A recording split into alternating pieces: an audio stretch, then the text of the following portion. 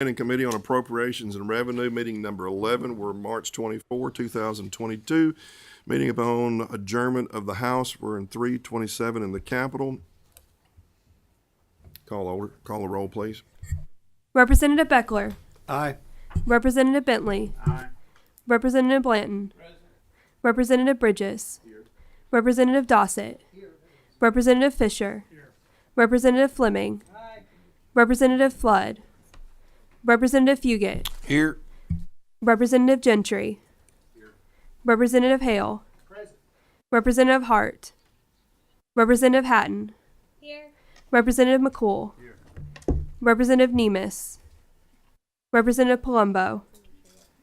Representative Prunty.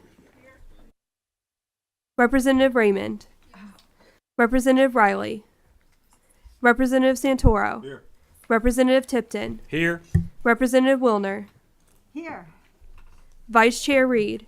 Here. Chair Petrie. Present. All right, we have a quorum, duly conduct business. We have up first for consideration Senate Bill 150, and we have guests with us, if I see correctly. The sponsor, Senator Robbie Mills, and Senator Jason Howell is joining with him, and we have Representative Heath at the end of the table also. And if the three of you, if you've got microphones close enough, make sure they're close enough to you. The green lights are on. Introduce yourselves for the record quickly, please. Thank you, Mr. Chairman. I'm Robbie Mills. I represent the 4th District in Western Kentucky. Representative Richard Heath, representing District 2 in Graves County. And Jason Howell, representing Senate District 1. Thank you. If you'll each of you raise your right hands. Do you swear or affirm to tell the truth, whole truth, and nothing but the truth? I do. I do. Thank you. Please proceed.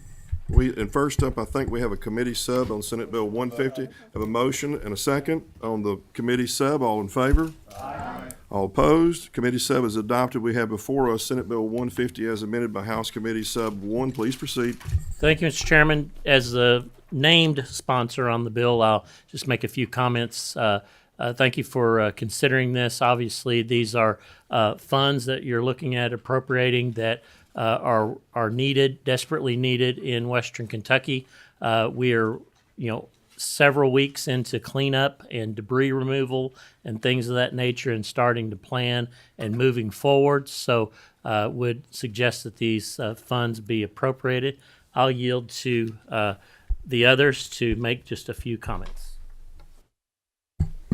So the word I'm getting from Mayfield and Graves County is the bills are coming due now for the debris removal, and they don't have the money to pay it. So they're waiting on this piece of legislation so we can get the checks to them so they can pay the contractors that have been working since late December to remove the debris. Mr. Chairman, first of all, I want to thank all of you for taking the time out today to come and do this. I know things get busy down at the end, and we certainly appreciate it. Going on back on what Representative Heath said, this is a point where we go to do the final appropriation for House Bill 5 that allocated $200 million for the tornado relief efforts in Western Kentucky. We've been working through a lot of issues on how to appropriate this money over the course of the last month or so. I want to say particular thanks to Director Slinker from EMS, who has been so helpful in working through some of the issues and grinding through some of the issues involving FEMA and how all the rollout of funding goes. We're to the point now where we're ready to move forward and do this and designate this money to EMS for appropriation and distribution. Some of the things on the committee sub that were of notable importance was to put some reporting requirements in there to have the EMS come in every month and give us a report and during the interim on where they were on things, what had been appropriated, what had not been appropriated, just to keep a status report so we could be involved in the process over the interim and help keep an eye on what we thought we needed to do. Have a motion and a second on the bill. Representative Tipton. Thank you, Mr. Chair, and I certainly appreciate you all bringing this legislation. We've all been saddened by what we've seen from our neighbors and friends down there in the western part of the state. My question is, I understand that this is needed now because a lot of the federal funds, FEMA, the delay in getting those funds. So my question is, when FEMA funds do come in, will some of those funds be reimbursed back to the state? Yeah, we put clawback language in the original House Bill 5, and that's one of the things that EMS has been so helpful for. FEMA finally gave a ruling on this, that any funds that were expended that FEMA would ultimately cover, FEMA would not write a check for. So it kind of, they have the, I guess they have the greater claw in the clawback part of this. So that's one of the things that's taken a little time, because we didn't want to go and spend money now on things that FEMA was going to cover and waste that opportunity to help the people that were affected fully recover funding-wise. So we had to wait and work through with the director, get the applications in from all the localities, and see what we were dealing with on a numbers situation for each area, and then go through and figure out what was going to be FEMA eligible and what was not going to be FEMA eligible, so we could see what we could go ahead and distribute to localities that needed the funding now. It's very difficult from a cash flow standpoint for our localities, because they have these bills that are come due, and there's a long gap with FEMA, and anyone that steps in to help in the short term compromises the FEMA funds. It's one of the real, it makes sense when you walk through all the FEMA guidelines, but it's one of the unfortunate byproducts of all of this is there's a funding gap that's created by the way FEMA rolls this out. And that's what we were having to work through. That's why this wasn't done a month or so ago. And on that point, I'll just add, there is still information that we're gathering and receiving. And when we finish out this session on the 15th, there will still be additional information I bet we're receiving.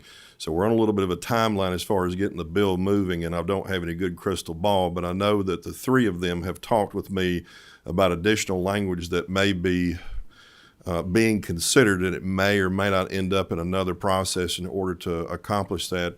It's for the funds, it's for how those funds roll out, how to get the economic development going as fast as possible, get the housing, the residential moving as fast as we can in light of the difficulties of trying to time things with FEMA and other resources.